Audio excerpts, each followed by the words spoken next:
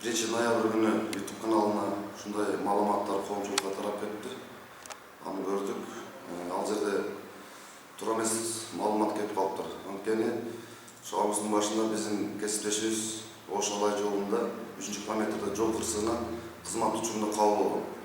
Ал өтө оор абалда болгон. Анан айдоочу да качып кеткен. Изин жашырып кеткен да. Анан ошого Бекболотов Алмазбекке дары-дарметине материалдык жардам көрсөтөбүз деп биз өзүбүз 5 сомдук жолтабыз. Өзүбүздүн айлык маяныбызданчы. Ошону жолтуп бергенбиз. Анан ошо Бекболотов Алмазга көңүл көтөрүш үчүн биздин как былтыр 2 жыл болду аны иштегенбиз. Биздин кенже инспекторубуз анан ошого тамашалап көңүлүн көтөрөйүн деген маанайда сүйлөгөн сөз болчу. Анан ошол жерде кетип калды да, тартылгай YouTube'гачы. Ошо баягы айтып кеткендей, ошо Бекболотов Алмазбек кесиптешибиздин немесине дары-дармегине чогултуп бергенбиз. Ол тартылган видео ошол мындай коллектив чогултуп ошо берип атканыбыз Бекболотов чыккандан кийин ошого көрсөтөбүз деген мааниде тартылган. Ал тартылып кеткен видео боюнча ошо Бекболотов Алмаздын өзүнө көрсөтүп, шиномузда ооруп жаткан больницада маса ошо өзү коллективине жардам берип атабыз деп духун көтөрүп, көңүлүн ачып коеюн деген ой менен тартылган экен.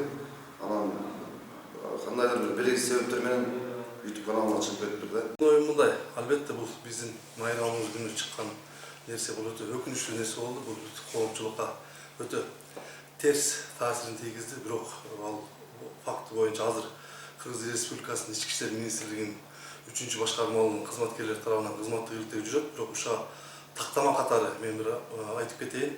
2019-жылдын 5-августтан 6-августуна караган күнү Ош Алай Эркештам автожолунун 3-чакырымында биздин кызматкерибиз Бекболотов Алмазбекти белгисиз автоунаа койдуруп, изин жашырып качып кеткен. Биздин кызматкерибиз оор положенияда биз облустук ооруканага барып түшкөн. Ошол балага биздин ЖКБнын кызматкерлери өздөрү атайын протокол кылып чогулуш өткөрүштүрүп, ошого акча жыйнашкан. Анын протоколу дагы бар. Биздин 22-август күнү өз жыйын өткөрүшүп, протоколдо чечим чыгарып, ар бир кызматкерден акчалай 500 сомдон топтолсун деп протокол чыгарып чечимин берген. Бизде эртең менен келип развод болот. Анан ар кайсы Ош Бишкек, Ош Алай, Ош Исфана жолуна дислокация ар бир 2 балага, 1 экипажга дислокация берилет. Ошакта ошо бөлүмүнүн участокты тейлейбиз ушундай. Анан андай эмес, акча чогултат, дислокация мындай акча менен берет деген. Андай эмес. Командир өзү бөлүштүрөт, иштеген кайра дислокацияны алып 2 смена берет. Протоколдор түзүлөт, түзүлгөн менен айдоочунун айдоо көлүгү алынбайт. Өзүңүз билесиз, жаңы мыйзам боюнча, жаңы кодекстер боюнча ал туура эмес. Биздин кызматкерлер жолго чыкканда эртең менен биз ар бир айдоочунун жол эрежесин эгерде бузган болсо, тосуп ал кагаз протокол түзүп гана чектелет. Мурдагыдай квитанция жок, биз акча алып туруп, акча берип ошол протокол немени толтурабыз деген, план толтурабыз деген андай нерселер жок.